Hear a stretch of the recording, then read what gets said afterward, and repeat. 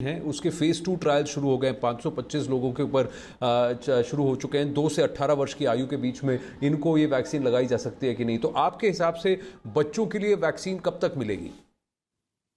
हाँ, देखिए ये एक अच्छा है क्योंकि कदम है, क्योंकि बच्चों के लिए हमारे पास कोई सेफ्टी का डेटा नहीं है, इम्यूनिसिटी का डेटा नहीं है, एफिकेसी का डेटा नहीं है। और जब तक डेटा ना हो तब तक जो है कि बच्चों में कितना सेफ है, सेफ के साथ साथ इफेक्टिव भी है कि नहीं, इनको देने की जरूरत है कि नहीं। तो इसलिए जो है जो अभी डीसीजीआई ने किया, अभी शुरू नहीं हुआ है बट जल्दी ही जो है ट्रायल भी शुरू हो जाएगा। डीसीजीआई ने अभी कहा है कि उस पर ट्रायल करना चाहिए। तो ये जो ट्रायल के प्रोसीजर होते हैं, फेज 1 इसमें नहीं करना है, फेज 2 फेज 3 ट्रायल करना है। और ये थोड़ा सा टाइम लेगा, मतलब 3 to 6 मंथ का टाइम ले सकता है एविडेंस जनरेट करने में। अभी जो है तो ट्रायल जो जस्ट डीसीजीआई ने कहा है कि ट्रायल करनी चाहिए इस ग्रुप में। सो 2 to 18, अभी 2 to 18 वर्ल्ड में किसी ने भी किसी वैक्सीन के लिए नहीं किया है। फर्स्ट वैक्सीन के लिए होने जा रहा है। जैसे यूएस और कनाडा ने अभी अप्रूव भी किया हुआ है, तो 12 ईयर्स के एबव किया हुआ है, उसके नीचे के लोगों को नहीं किया हुआ है। ये तो रही साइंस की बात कि डेफिनेटली हमें जनरेट करना चाहिए। जी। रही वैक्सीन देने की बात, अभी अगर सेफ वैक्सीन भी आ जाता है सेम स्ट्रेन के साथ, जिस तरीके का फेज 1 था हमारे कंट्री में या फेज 2 था या पूरी दुनिया में, तो जो भी ग्लोबल एविडेंस है वो ये इंडिकेट करते हैं कि बच्चों में ये अभी माइल्ड डिजीज है, सीवियर नहीं डिजीज है। बच्चे जो है उतने ही इन्फेक्ट हुए हैं जितने एडल्ट हुए हैं। अगर मैं दिल्ली की बात करूं तो दिल्ली में ऑलमोस्ट 60% जो है सीरो सर्वे हुआ था, उसमें ये बताया गया कि एडल्ट से ज्यादा बच्चे इन्फेक्ट हो चुके हैं उस सीरो सर्वे की रिपोर्ट के अनुसार। बट बच्चे इन्फेक्ट हो रहे हैं हमें पता नहीं चलता क्योंकि बच्चों में बहुत ही माइल्ड डिजीज है। तो वैक्सीन जो है आज की डेट में अभी बच्चे प्रायोरिटी ग्रुप में नहीं होने चाहिए। बच्चों को देने से कोई एडिशनल बेनिफिट नहीं दिख रहा है, बट एविडेंस जरूर जनरेट कर लेना चाहिए कि कल अगर कोई खतरनाक वायरस आ गया और हमारे पास सेफ्टी और एफिकेसी का डेटा है तो हम वायरस वैक्सीन में थोड़ा सा चेंज करके उसको लाया जा सकता है। फिर जैसे इन्फ्लुएंजा का हम हर साल क्लिनिकल ट्रायल नहीं करते, देते रहते हैं कि कोई अगर खतरनाक वायरस आ गया, जैसा कि लोग कह रहे हैं कि थर्ड वेव में हो सकता है कि ये, आल्दो उसका कोई बहुत बड़ा रेशनल नहीं है। न्यू स्ट्रेन जो है किसी के लिए भी खतरनाक हो सकता है एल्डरली के लिए और ज्यादा खतरनाक हो जाए, हो सकता है वो बहुत ही माइल्ड हो जाए कि किसी भी ग्रुप के लिए बहुत खतरनाक न हो। तो म्यूटेशंस किस करवट बैठेगा इसके बारे में पहले से प्रेडिक्ट करना बहुत ही डिफिकल्ट होता है। नहीं तो इस टाइप की सेकेंड वेव नहीं आई होती अगर पहले से प्रेडिक्ट कर लिए होते। और हर कंट्री में आई, चाहे यूएस हो, चाहे यूके हो, चाहे इजराइल हो, ब्राजील हो, कोई भी कंट्री का नाम लीजिए, आपके पड़ोसी जितने हैं हिंदुस्तान के, तो सब में आया। तो इस टाइप के कि कैसा म्यूटेशन होगा और कैसा वह होगा वह डिफिकल्ट है प्रिडिक्ट करना बहुत पहले से। लेकिन इसको हमें मॉनिटर जरूर कर सकते हैं कि जब भी इस टाइप का म्यूटेशन हो रहा है, न्यू वेरिएंट आ रहा है, तो उसको जितनी जल्दी हम पता कर लें कि कम से कम हम एक्शन तुरंत शुरू कर दें उसके अनुसार।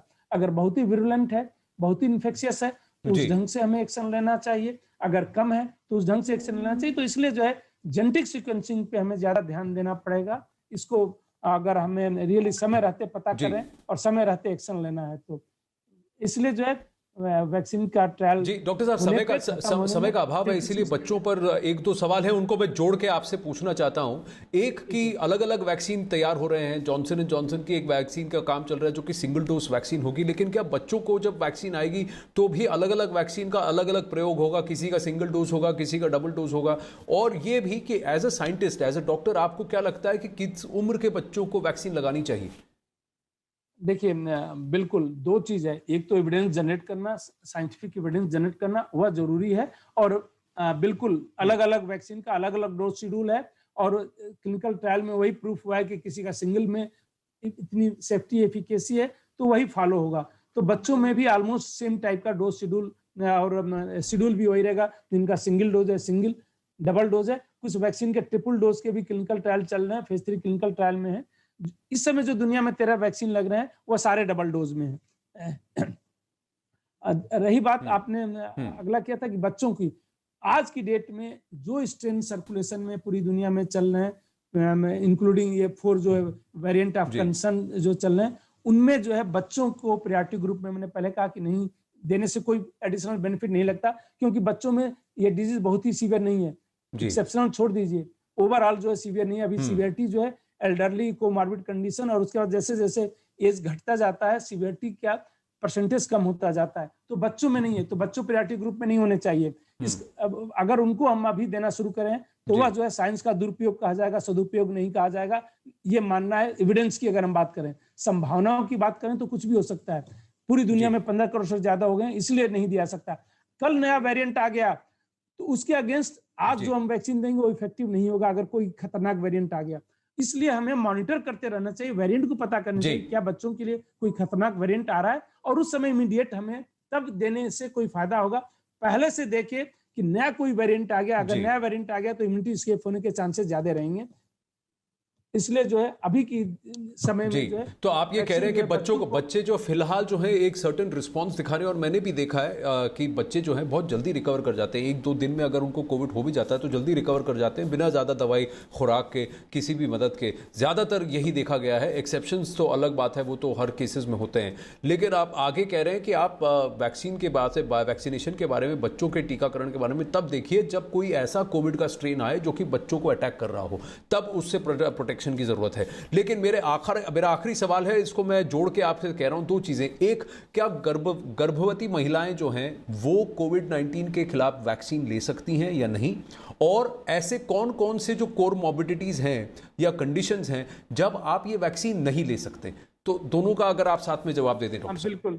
गर्भवती महिलाओं के लिए हिंदुस्तान में अभी हम नहीं दे रहे हैं, हमारे पास सेफ्टी का कोई डेटा नहीं है कि भ्रूण पे उस पर क्या प्रभाव पड़ेगा। यूएस में थोड़ा सा उन्होंने डेटा जनरेट किया है कि दिया जा सकता है, तो वहां दिया जा सकता है। अभी हमारे पास नहीं है, तो आंसर है नहीं इसका।